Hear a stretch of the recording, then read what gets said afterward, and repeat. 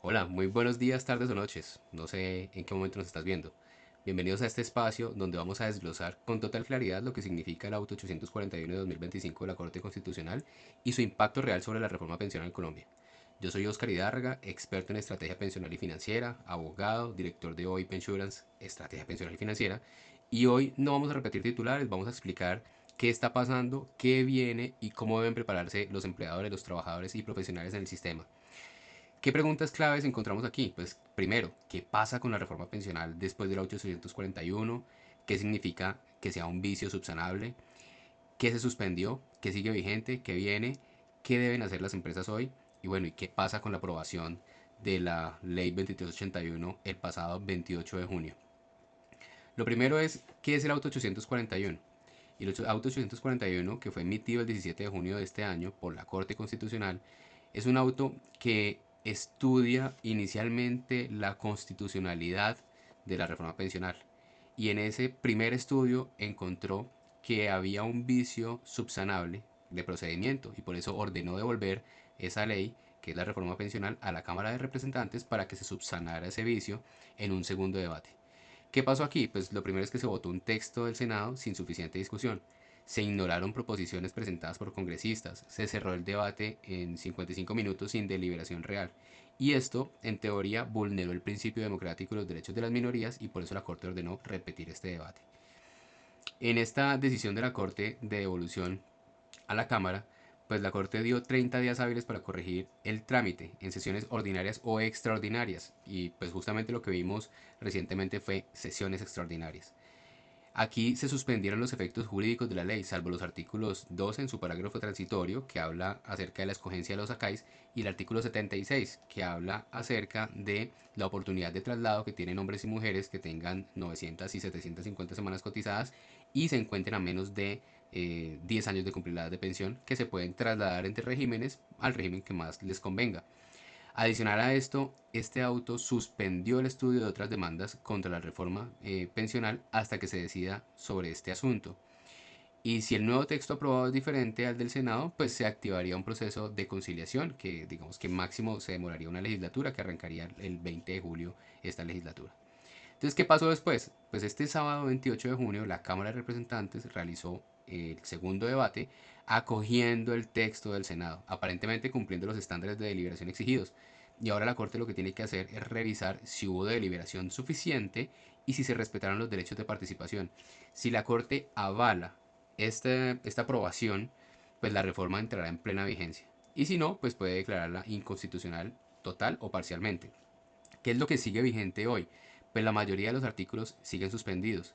El artículo 12, el parágrafo transitorio, que fue el que ya hablamos, y el artículo 76 siguen vigentes y todo lo demás sigue en pausa hasta una decisión definitiva. Aquí lo que viene es un análisis técnico jurídico. ¿Y por qué este auto es clave? Porque el auto reafirma el principio de deliberación mínima en democracia, refuerza el bicameralismo, que pues digamos que funcionalmente hablando, abre la puerta a un control de fondo, al régimen especial impuesto a las pensiones altas. La Corte está protegiendo no solamente la forma, sino la legitimidad democrática de la reforma pensional.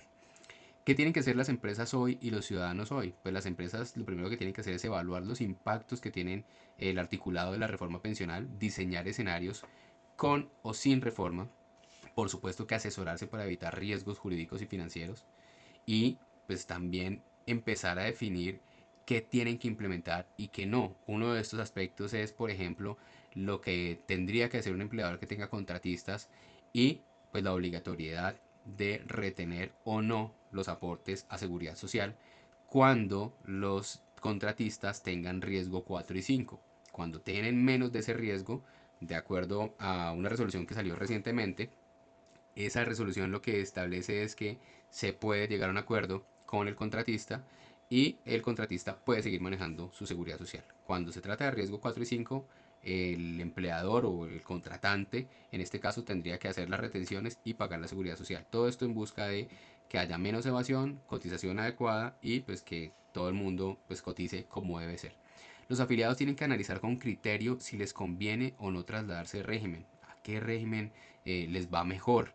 Si están en régimen de transición, pues con mayor razón podrán tomar esta decisión, pero si no están en régimen de transición, pues simplemente van a tener que empezar a hacer una planeación financiera para determinar cómo pueden lograr tener un mejor resultado de pensión que el que van a tener ahora, porque lo cierto es que la reforma pensional lo que hace es que disminuye el ingreso de las personas en el retiro. Hoy una persona con ley 100 puede tener, si cotiza, supongamos, sobre 5 millones de pesos, podría tener una pensión de hasta 4 millones.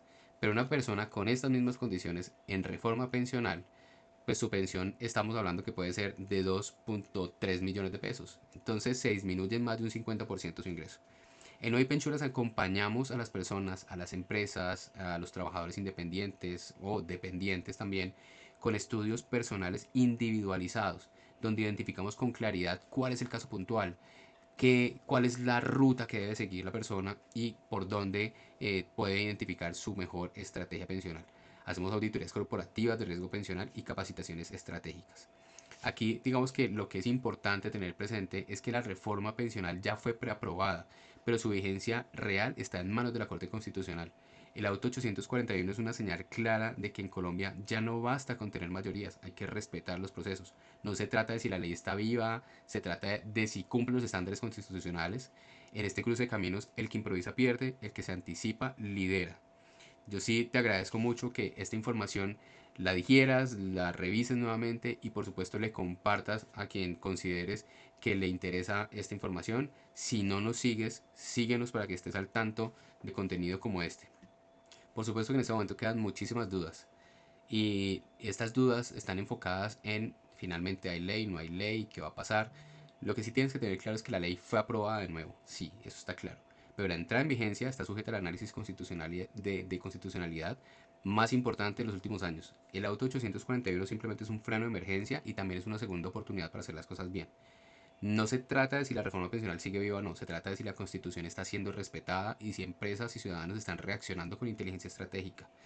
Aquí lo que ocurre después de esta aprobación que pasó el pasado 28 de junio es simplemente la primera parte, porque luego la Corte Constitucional tiene que hacer el estudio profundo de constitucionalidad. Nosotros en una pasada entrevista lo que manifestamos es que esto es algo preliminar, porque la Corte Constitucional simplemente hasta el momento ha identificado vicios de procedimiento, no se ha enfocado en un estudio constitucional artículo por artículo para definir pues si hay algo que transgreda la Constitución y si se debe declarar inconstitucional. Por eso lo que se tiene que hacer de aquí en adelante es reactivar todas las demandas de constitucionalidad para poder hablar o definir con claridad si hay una constitucionalidad total o parcial, es decir, si se declara algo inconstitucional o no. Por lo tanto, yo sí te invito a que tomes decisiones desde el punto de vista financiero, que empieces a revisar primero si te aplica o no la reforma pensional. Hay tres grupos que la reforma pensional plantea.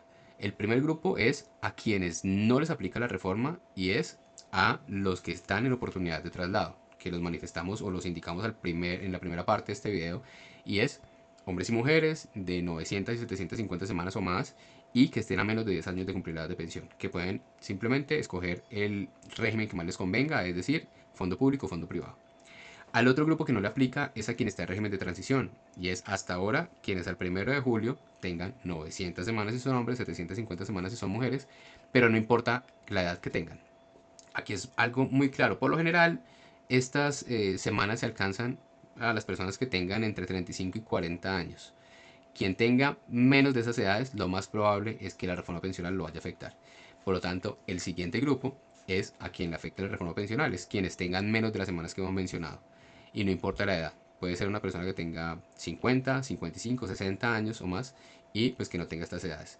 Aquí, digo, luego vamos a ver en otro video cuál es el impacto que tiene la reforma pensional en todas las personas que, dependiendo de ese grupo, estén.